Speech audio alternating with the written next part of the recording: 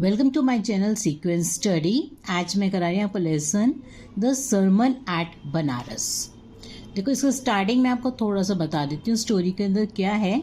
कि जो स्टोरी है ये रियल स्टोरी है, लॉर्ड बुद्धा के ऊपर बेस्ड है कि उनको कैसे एनलाइटमेंट मिला। और फिर उनके उसके बाद एक एग्जाम्पल है, उसमें जो है गौतमी का एग्जाम्पल है कि उन्होंने उसको कैसे एनलाइटमेंट दिलाया, है ना। और उनकी जो सरमन है उसका मतलब होता है प्रीचिंग्स। प्रीचिंग्स मतलब कि कुछ हम रिलीजियस प्रीचिंग्स देते हैं उनको कहते हैं सरमन।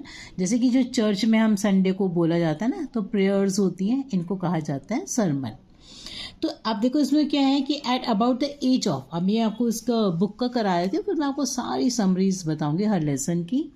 आपको किसी में भी डाउट है, कुछ नहीं समझ में आ रहा है कहीं पर, तो आप मेरे से कमेंट बॉक्स में पूछ सकते हैं। At about the age of 25, the prince heretofore का मतलब shielded from the heretofore का मतलब जैसे कि उनको जो है कवर अप थे 25 की एज तक।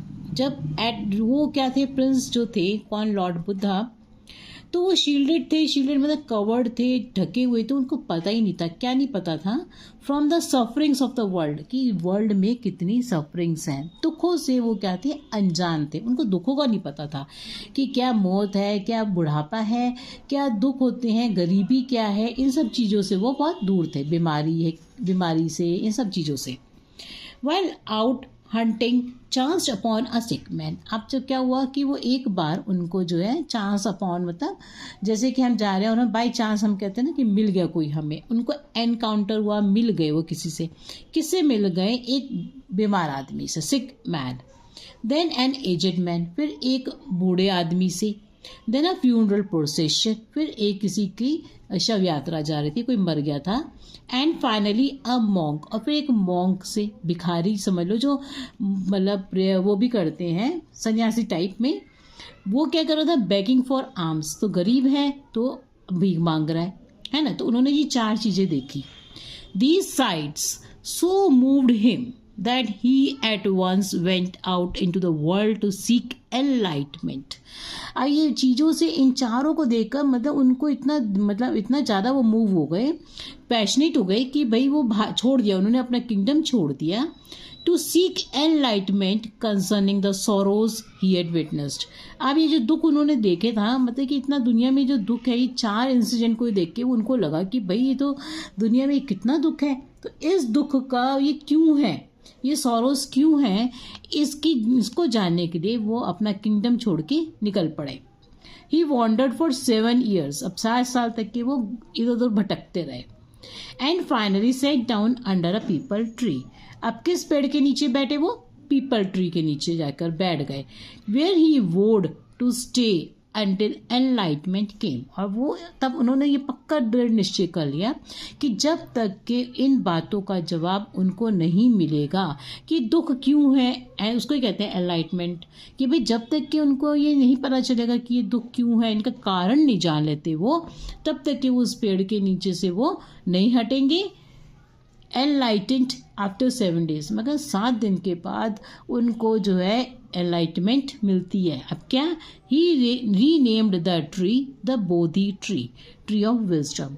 उसके बाद जब उनको समझ में आ जाता है उनका सफरिंग्स का कारण, तो उससे उस पेड़ का नाम वो बदल देते हैं, और पीपल ट्री की बजाय उसको अब क्या कह रहे हैं, उस पेड़ को कहा जाता है बोधि ट्री, नाम रख दिया। and began to teach and to share his new understandings। तो अब उनको जो समझ में आ गया कि ये सब क्यों है सफरिंग्स, तो उन्होंने जो है दूसरों को भी बताना शुरू कर दिया उनकी भी क्यों होती है sufferings. At that point he became known as the Buddha. जब वो दूसरों को बताने लगे तब उनको कहा गया बुद्धा। बुद्धा का मतलब होता है द अवेकेंड और द एनलाइटेंड, जिसको क्या हो चुका है, जो जाग चुका है, मतलब उसको समझ में आ चुकी है ना बात, तो वो उसको कहते हैं बुद्धा। अब आगे देखो क्या हुआ, the Buddha preached his first sermon at the city of Banaras. तो सबसे पहला जो उन्होंने अपनी प्रीचिंग्स दी वो कहाँ पर दी, बनारस में दी। Most holy of the dipping places, dipping places मतलब जहाँ पर लोग स्नान करने जाते हैं, नहाने जाते हैं, सबसे पवित्र स्थल माना जाता है कि लोग सोचते हैं हम डुबकी लगाएंगे और हमारे जितने भी पाप हैं वो धुल जाएंगे। ऑन द रिवर गैंजेस, कौन सी रिवर है वो, गैंजेस रिवर है, Ganga. That sermon has been preserved and is given here. और उन्होंने जो बोला था सबसे पहला जो उन्होंने अपनी प्रीचिंग दी थी वो यहाँ पर प्रिजर्व की गई है, संभाल के रखी गई है और लोगों को बताया जाता है। It reflects the Buddha's wisdom. तो उससे पता चलता है कि बुद्धा कितने, विजडम कहते हैं मतलब कितने एकदम बिल्कुल सच्चाई जान चुके थे और कितना समझदार, मतलब उनकी विजडम थी, वाइज से बना है wisdom. About one inscrutable kind of suffering, कि उनको ये पता चल गया था कि किस तरह की जो सफरिंग्स हैं उनको समझ में आ गई थी बात, है ना। तो which word your phrase would correctly substitute, तो यहाँ पर देखो चांस्ड अपॉन है तो उसका मतलब होता है एनकाउंटर करना, मतलब कोई भी किसी को मिल गया, है ना। नेक्स्ट है, अब इसमें प्रिंस सिद्धार्थ की 2 क्वालिटीज बतानी है। तो देखो सेल्फ कंट्रोल, वो जब तब तक कि उन्होंने कहा कि मैं बैठा रहूँगा तो हमारे में सेल्फ कंट्रोल है ना, कि उन्होंने और डिसाइड कर लिया। और एंड सेंसिटिव बाय नेचर, और सेंसिटिव कैसे कह सकते हैं, क्योंकि उन्होंने जब वो 4 चीज़ें देखी, एक ओल्ड मैन को देखा, सिक आदमी को देखा, है ना, तो क्या सोचा उन्होंने, डेथ का फ्यूनरल देखा, तो इन 3-4 चीज़ों से उनका मतलब इतने ज़्यादा पैशनेट हो गए कि उन्होंने अपना किंगडम ही छोड़ दिया, अपनी सारा जो उनकी कंफर्ट्स थी लाइफ की वो सारी छोड़ दी, है ना। तो वो उसके जो सेंसिटिव होते हैं, उनके दिल पर लग गई, तो वो लोग क्या होते हैं, बहुत सेंसिटिव होते हैं। तो अगर आपको एक्सप्लेन करने के लिए आ जाए ये 2 पॉइंट कि आप उनमें से करेक्टर क्या बता सकते हो बुद्धा का, तो इस तरह से आपको एक्सप्लेन करना है कि वो sensitive by nature, because he was moved by when he saw the aged man, sick man and the funeral procession, ठीक है ना। And he had self control because he sat down, he vowed that I will sit under the banyan tree। देखो वो कब तक के बैठेंगे banyan tree के नीचे, पीपल के पेड़ के नीचे, till he gets enlightenment। तो उनमें सेल्फ कंट्रोल था कि नहीं तब तक के तो मुझे बैठना है ना। तो इस तरह से आप इसको एक्सप्लेन कर सकते हो कि एग्जाम में तो 2 पॉइंट से थोड़े से ज़्यादा भी आ सकती है, एक्सप्लेनेशन भी आ सकती है किसी भी तरह से। तो देन यू शुड नो कि आप जो लिख रहे हैं उसका रीज़न क्या है। The sights of suffering had a very deep impact on Prince Siddharth's mind. Elaborate in about 40 words. देखो, the sights of suffering had a very deep impact. यही तो impact हुआ, बहुत ज़्यादा impact क्या हुआ कि he left his kingdom। उन्होंने अपना kingdom ही छोड़ दिया, एकदम अपना राज्य, तुम सड़क पर आ जाओ, अपना सब कुछ ऐशो आराम छोड़ के, कहाँ वो नरम बिस्तर और कहाँ सड़क, है ना। तो एकदम उन्होंने क्या करा, he left his kingdom and went out into the world, और वो चले गए उस वर्ल्ड में to seek enlightenment concerning the sorrows he had witnessed. He wandered for 7 years। अब आप थोड़ा सा, अगर इतना इनफ है 1 नंबर के लिए, अगर 2 नंबर का आंसर आता है तो आपको थोड़ा सा और ऐड करना है।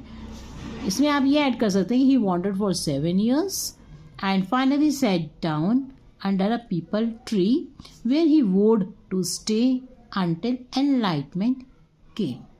ठीक है, तो आप इतना 2 नंबर का तो आते ही हैं, तो आपको इतना तो लिखना है। अगर आपके छोटा सा पैराग्राफ में से एक आया था 1 नंबर वाला, तो इतना ही इनफ है कि उन्होंने अपना किंगडम छोड़ दिया। नेक्स्ट जो आएगा आगे, अब अगला क्वेश्चन है कि नन ऑफ द टर्म्स, तो इनमें से कोई भी टर्म जो है इसमें अप्लाई नहीं करती है। तो देखो डिस्क्रिप्टिव राइटिंग पे आप पहले वाले पे आओ, एक्सपोजिटरी राइटिंग। ये एग्जाम में इस टाइप के तो क्वेश्चन नहीं आते हैं, मगर अगर इसमें दे रखे हैं तो मैं आपको बता देती हूँ कि इसमें फर्स्ट जो है अप्लाई करता है, क्योंकि a style of writing that is fact based, क्योंकि ये जो कहानी है ये फैक्ट बेस्ड है, इसमें कोई ओपिनियन नहीं है राइटर का, ये तो पूरी की पूरी जैसी कहानी रियल कहानी है तो फैक्ट्स के ऊपर ही बेस्ड है, कोई ओपिनियन नहीं है राइटर का।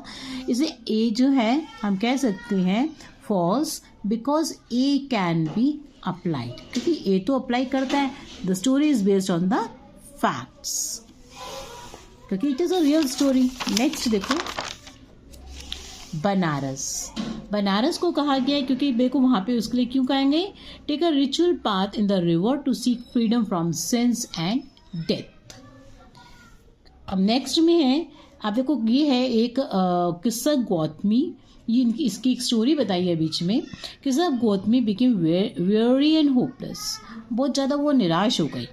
And set down at the way side. आप देखो उसका क्या हुआ था, उसका जो है एक ही बेटा था, उसकी डेथ हो जाती है और वो उसको इतना ज़्यादा प्यार करती थी कि मतलब जैसे इंसान पागल सा हो जाता है तो वो उसको लेके घूमती रहती है पूरे में कि कोई इसको दवाई दे दे जिससे कि ठीक हो जाए।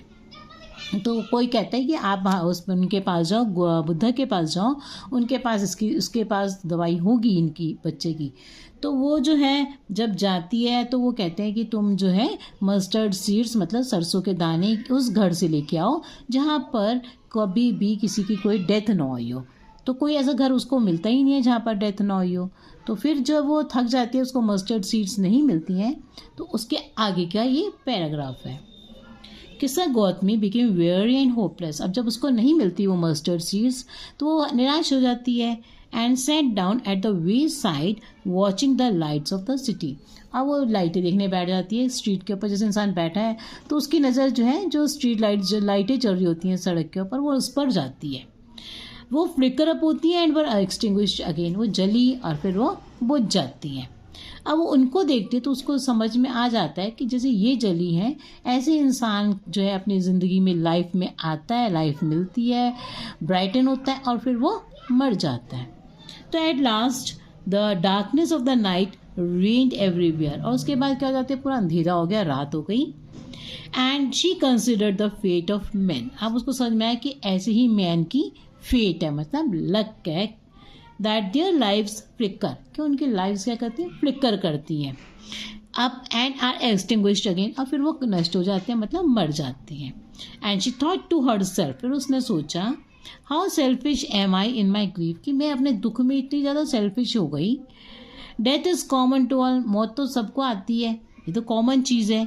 Yet in this valley of desolation there is a path that leads him to immortality who has surrendered all selfishness। इसका क्या मतलब है कि अगर एक इंसान अगर हम सेल्फिश ना रहें, अगर हम अपने बारे में ही सोचते हैं कि हम अपना ही रोना रोते रहते हैं, तो अगर हम ऐसा करना बंद कर दें तो हम जो है क्या होगा, हम बात को समझ जाएंगे कि मौत तो सबको आनी है, डेथ इज़ कॉमन।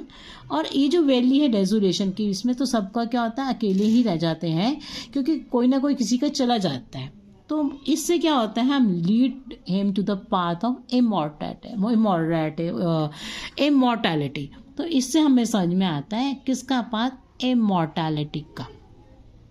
तो उसको रियल से बात समझ में आ गई कि भाई हमें सेल्फिश नहीं होना चाहिए, क्योंकि हम अपने क्योंकि डेथ तो सबके साथ है, सबको दुख होते हैं, सबकी लाइफ में सौरो है, अकेले मेरी लाइफ में नहीं है सौरो, सबकी लाइफ में सौरो है। तो इसलिए जो है हमें अपना ही नहीं दुख रोना चाहिए, क्योंकि उसका दुख, अपने दुख से हमें ये नहीं कि हमें दूसरों का भी देखना चाहिए, क्योंकि दूसरे भी क्या होते हैं, दुखी होते हैं, सब दुखी होते हैं, हमें उनके बारे में सोचना चाहिए, हमें अपना ही नहीं सोचना चाहिए। विच वर्ड या phrase would correctly substitute extinguished का मतलब होता है बुझ जाना, तो उसको हम कह सकते हैं सीज्ड।